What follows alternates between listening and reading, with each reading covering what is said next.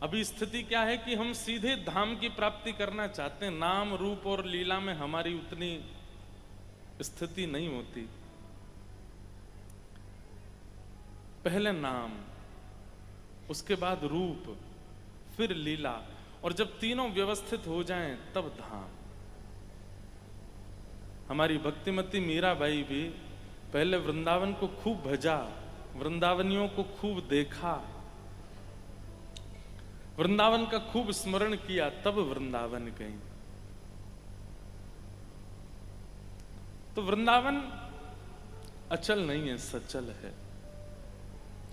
हमारे पूज्य महाराज जी का जो नवदा भक्ति उत्सव चल रहा है, इसकी सार्थकता तब मानी जाए कि आप यहां बैठे बैठे अनुभव करने लगे कि ये वृंदावन है। कितना सौभाग्य है। अभी 3 दिन तो इस दास को सेवा मिली, फिर पूज्य मलुकपीठ वाले महाराज जी आएंगे, वो अपने भाव श्रवण कराएंगे। इसी बीच अनेक संतों के दर्शन होंगे। पूज्य रमन रीति वाले महाराज जी आएंगे। हमारे ब्रज में उनको नंद बाबा कहते हैं, हमारे ब्रज के नंद बाबा हैं। महाराज जी आएंगे, उनका दर्शन भी प्राप्त होगा। उसके पश्चात फिर हमारे पूज्य राधा कृष्ण जी महाराज, ये तो आपके जोधपुर में चलते फिरते वृंदावन है। जब जब दिख जाए वो करें। कल महाराज जी ने एक बात कही थी यहाँ पर, मेरे मन में एक बात तो आई उसका उत्तर देने की, लेकिन मैं शांत रह गया। हमने कहा, मैंने कि पहले महाराज जी बोले कि अच्छे गायक बाद में गाते हैं, पहले माहौल बनाने वाले आ जाते हैं, तो पहले हम गाएंगे फिर महाराज जी गाएंगे। तो हम तब से सोच रहे हैं, मैंने कि क्या कहें, तो फिर हमने कि समुद्र जो है उसके वेग के आगे, उसकी लहरों के आगे नदियों के स्वर सुनाई नहीं देते।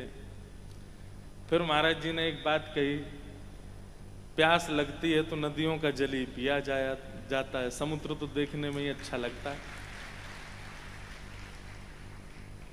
अब मैं उस समय तो निर्वाक हो गया, लेकिन मेरे मन में एक बात आई थी कि नदी तो केवल प्यास बुझाने के लिए जल देती है, पर माला माल करने वाले जो मोती हैं वो तो समुद्र में ही मिलते हैं। हम तो आपकी प्यास बुझा देंगे, लेकिन भैया माला माल होना है तो इनको पकड़ो। बहुत माल है इनके पास। और क्या क्या है वो तो नहीं बताएंगे, वो तो परिश्रम करो, कथाएं सुनो, चरण सेवा करो तो प्राप्त होगा। ये सब आनंद है भैया, यही उत्सव का स्वरूप है। हमने पहले दिन ही कहा ना, जहां नींद आ जाती हो वो उत्सव नहीं, जहां भोजन की भूख लगती हो भोजन मिल जाता हो वो उत्सव नहीं, जहां बैठने की उत्तम व्यवस्था हो, लेटने की उत्तम व्यवस्था, जहां पर व्यवस्थाएं बहुत हैं वो उत्सव नहीं होता। व्यवस्थाएं बहुत हैं लेकिन फिर भी आप व्यवस्थित नहीं हो, वो उत्सव है, उसको उत्सव कहते हैं। तो ये तो उत्सव है।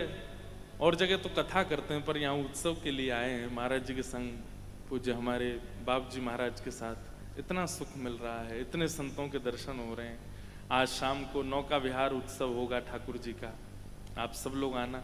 आज एक निवेदन और है हमारा कि हम 3 ही दिन के लिए आए हैं जोधपुर, और कहीं भी दर्शन के लिए नहीं जा पाए। कितने महापुरुषों का निमंत्रण भी हम स्वीकार नहीं कर पाए, कितने वैष्णवों का भाव भी स्वीकार नहीं कर पाए, लेकिन आज 1-2 जगह उपस्थित होना है।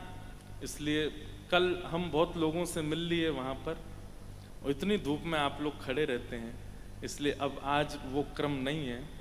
आज आप सब लोग कथा श्रवण के बाद प्रसाद पाइएगा, प्रसाद पा करके विश्राम कीजिएगा, और फिर शाम को नौका विहार उत्सव में ही लाल जी के दर्शन होंगे। आप सब लोग वहीं ठाकुर जी से मिल लीजिएगा। उसकी रूपरेखा भी ऐसी है कि सब घूमते घूमते दर्शन करते जाइएगा, बैठने की वहाँ व्यवस्था नहीं है। वो बात अलग है कि आप 2-3 बार घूम जाओ तो आपकी योग्यता है। और आज जैसा कल महाराज जी बता रहे थे, पहली बार हमारे श्री राधा गोपाल प्रभु सूर सागर श्री बड़ा राम द्वारा में पधारेंगे।